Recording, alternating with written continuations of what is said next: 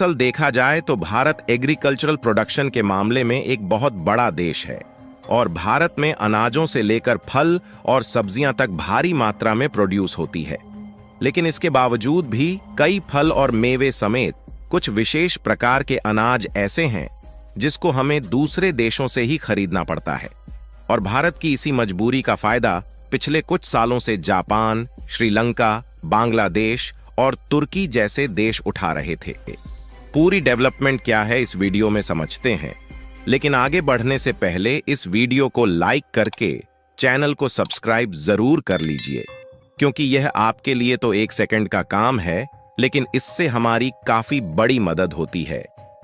दरअसल देखा जाए तो खाने पीने के सामानों के प्रोडक्शन के मामले में भारत का एक प्रमुख स्थान है। फिर चाहे रेडी टू ईट वाले बने बनाए आइटम्स हो या फिर एग्रीकल्चर और बगीचों से पैदा होने वाले फूड प्रोडक्ट हो, इन सभी के मामले में भारत की एक अच्छी खासी प्रोडक्टिविटी मानी जाती है। और दूसरी सबसे बड़ी बात यह है कि जिस हिसाब से हमारे देश की जनसंख्या है, उस हिसाब से हम एक बहुत बड़े लेवल पर अनाज, फल और सब्जियों का उत्पादन करते हैं, जिसमें से ज्यादा पैसा तो भारत में ही कंज्यूम हो जाता है। लेकिन उसके बावजूद भी एक बहुत बड़े लेवल पर खाने पीने की वस्तुओं की सप्लाई हम लोग कर पाते हैं, जो कि अपने आप में ही एक बहुत बड़ी बात है।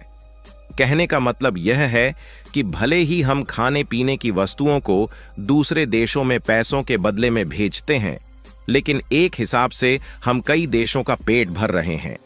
जहां आज के समय में यूरोपीय देशों से लेकर मिडिल ईस्ट और भारत के सभी पड़ोसी देश का काम भारत के बिना नहीं चल सकता।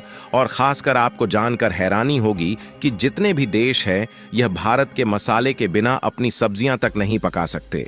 लेकिन समस्या वाली बात यह है कि इतना सब कुछ होने के बाद भी कुछ ऐसे फल और मेवे हैं जिनकी जरूरत भारत के लोगों को काफी ज्यादा पड़ती है, लेकिन उनका प्रोडक्शन भारत में बहुत ही कम लेवल पर हो पाता है। जैसे कि फल और सब्जियां की बात करें तो कई विदेशी फल और सब्जियां जैसे कि कीवी, चेरी, स्ट्रॉबेरी, ब्रोकोली और कुछ प्रकार के अखरोट भारत में सीमित मात्रा में उगाए जाते हैं। कुछ दुर्लभ और महंगे मसाले जैसे कि केसर, जायफल और दालचीनी का उत्पादन भारत में बहुत कम होता है। यहां तक कि कुछ खास तरह के एडिबल ऑयल जैसे कि जैतून का तेल, अलसी का तेल और अखरोट का तेल भारत में बहुत कम मात्रा में उत्पादित होते हैं। और सीधी सी बात है कि जिन चीजों की भारत में जरूरत है और उनका प्रोडक्शन यदि भारत में कम होगा तो हमें दूसरे देशों से मंगाना ही पड़ेगा। और इन सब चीजों को हम लोग ज्यादातर कोशिश करते हैं कि भारत के नजदीकी और पड़ोसी देशों से खरीदा जाए, क्योंकि पड़ोसी देशों की दूरी कम होने के कारण ट्रांसपोर्टेशन लागत काफी ज्यादा बचती है, जिससे यह सभी फूड कंसाइनमेंट काफी सस्ते पड़ जाते हैं। जिसमें हम लोग ज्यादातर फूड कंसाइनमेंट चीन, बांग्लादेश और श्रीलंका से मंगाते हैं। लेकिन इन सब के बावजूद भी कई फूड प्रोडक्ट ऐसे हैं जो कि भारत के इन पड़ोसी देशों में भी नहीं मिल पाते, इसलिए बाकी के कुछ फूड प्रोडक्ट हम लोग तुर्की से मंगा लेते हैं और कुछ फूड प्रोडक्ट को तो जापान से मंगाना पड़ जाता है। लेकिन आपको जानकर हैरानी होगी कि कभी कभी यह देश भारत की इसी मजबूरी का फायदा उठाने लगते हैं, क्योंकि जाहिर सी बात है कि पड़ोसी देश होने के नाते ट्रांसपोर्टेशन लागत कम लगने के कारण इनके द्वारा भारत में भेजे गए फूड प्रोडक्ट की लागत कम होती है। तो कुल मिलाकर फूड के कंसाइनमेंट भारत को सस्ते में मिल जाते हैं। तो ऐसे में इन्हें लगता है कि चाहे जो कुछ भी हो जाए, भारत इन फूड प्रोडक्ट को इन्हीं देशों से खरीदेगा। इसीलिए कभी कभी यह सामानों को भेजने में भी देरी करते हैं। लेकिन वह तो अलग की बात हो गई।